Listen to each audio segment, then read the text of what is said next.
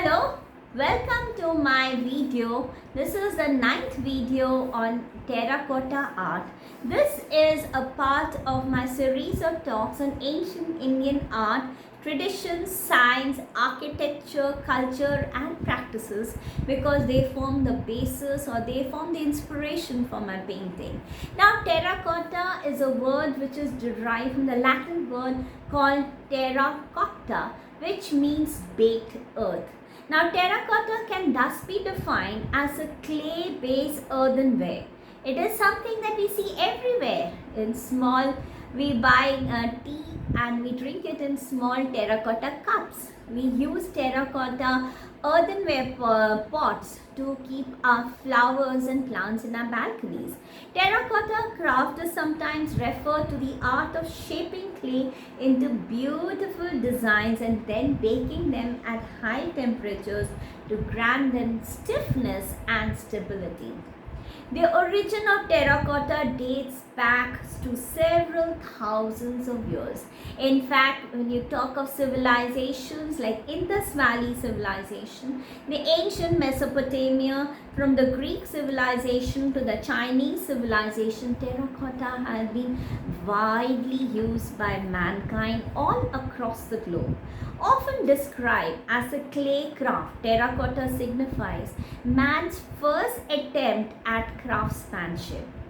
The integral part of terracotta creation, the potter's wheel, is recognized as the first machine invented to use the power of motion for a productive purpose.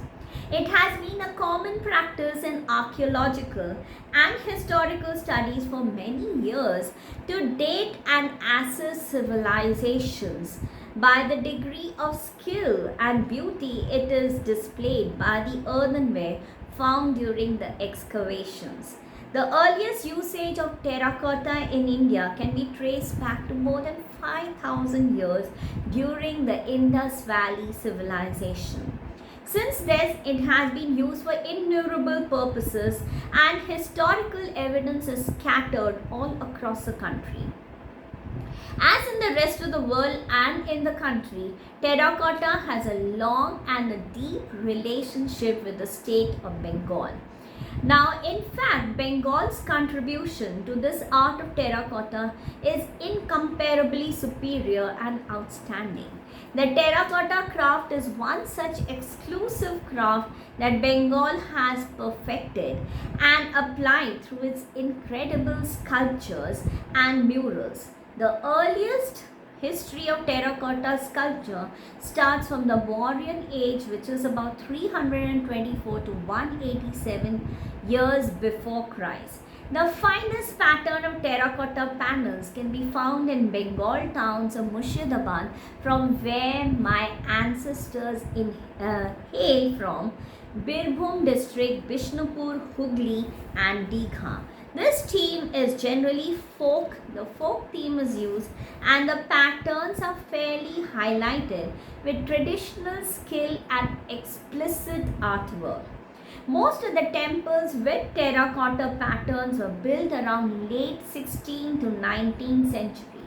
The temples of Bishnupur and Kalna are one of the finest examples of terracotta craft seen anywhere else in the world. The clay used in terracotta craft is generally a blend of two or more types of clays found in riverbeds, pits and drains. They are blended together and are then given beautiful shapes and patterns. The folk theme is used in the craft most of the time. The pattern is beautifully highlighted with traditional expertise and precise artwork. The items are then baked in kilns at temperatures, very high temperatures, here about 700 to 800 degrees centigrade, that will harden and shapen the terracotta. Now, Kalna in West Bengal of India boasts of some magnificent temple ornamented with beautiful terracotta art. There is this Lalji temple dedicated to Lord Krishna, a magnificent temple built with 25 spires, and it was constructed in 1739 AD.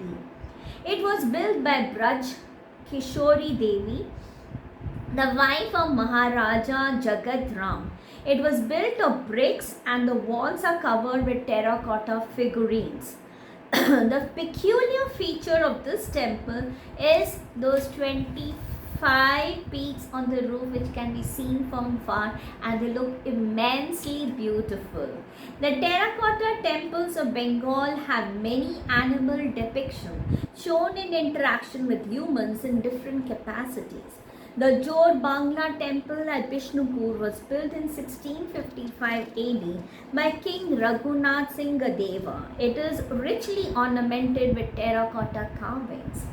The roof has a classic Chala style of Bengal architecture. Animal depictions in other temples like Gopalji temple at Kalna depict oxen pulling carts, horses with riders, tigers and elephants in combat mode. The figures convey a sense of movement and energy and reflect the style of the craftsman of those times. Terracotta today is used in various forms both in rural and urban lives. Containers for storing waters are used in hot summer months even today to keep the water cool. And large figures of gods and goddesses are also made in clay. The best example of it are Kumarthuli in Kolkata. Over thousands and thousands of years, terracotta has traversed an incredible journey. It has been an integral part of civilization. It has shaped vast empires and enriched powerful dynasties. These civilizations unfortunately have been erased, they have been lost, and the dynasties have fallen. Yet, terracotta art is still an integral part of our lives as it has been for several millenniums. So, today, let us celebrate the art of terracotta and do buy things of terracotta because they are use and throw and they don't pollute the atmosphere like plastic does. Thank you so much for listening to my video. I'll come back to you next Friday with more knowledge from ancient India. Thank you. Have a nice day.